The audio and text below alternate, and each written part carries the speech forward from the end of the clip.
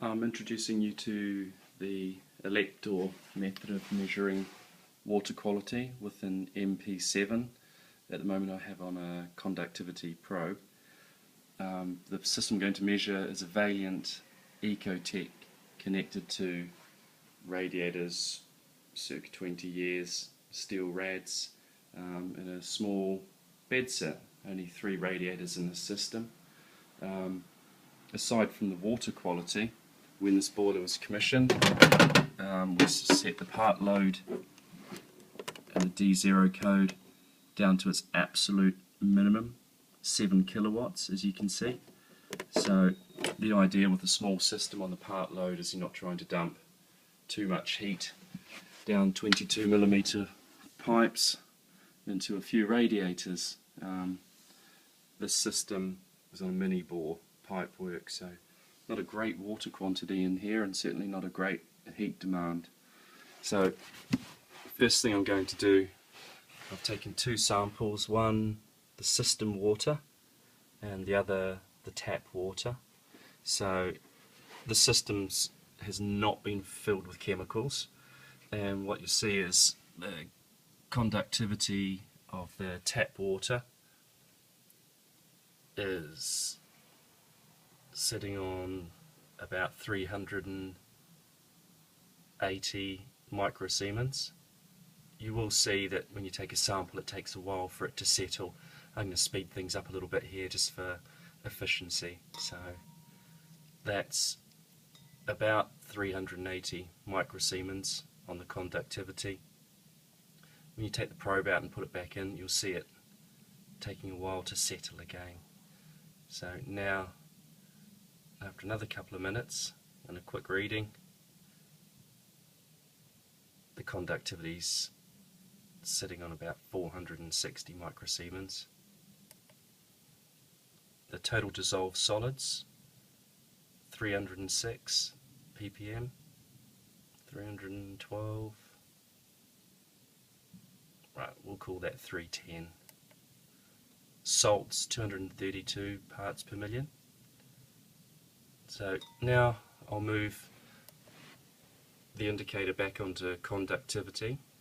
It's very small, quite hard to see on this video, this resolution, but we're on conductivity and we're in the system water, and you can see that the conductivity is about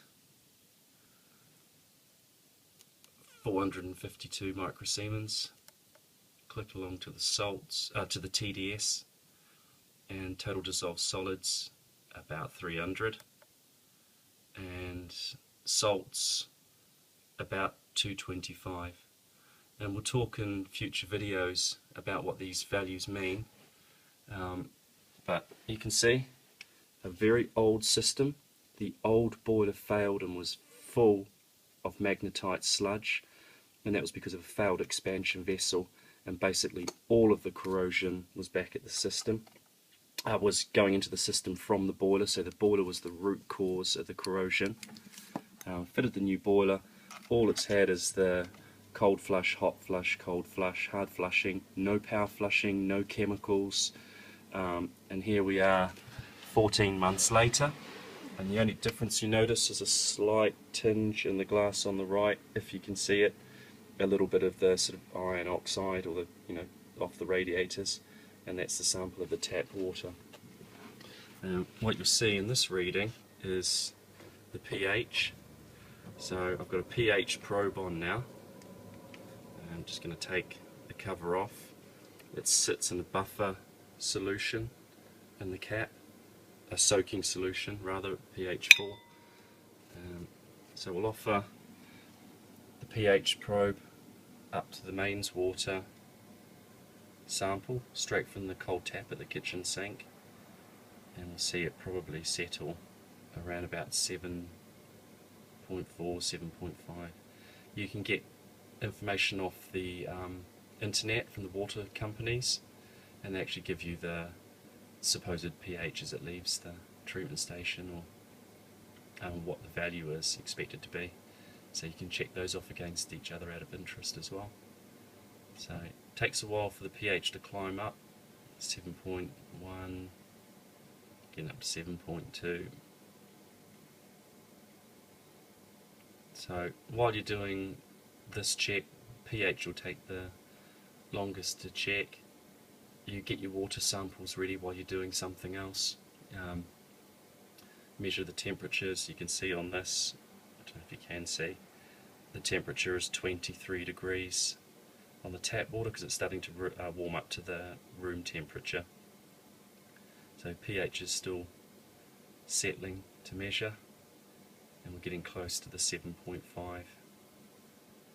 For argument's sake, when it slows down, we'll pretty much say it's 7.5. And remember, this water out of the tap, salts, all the stuff in the water is going to alkalinize itself once it's heated in the heating system.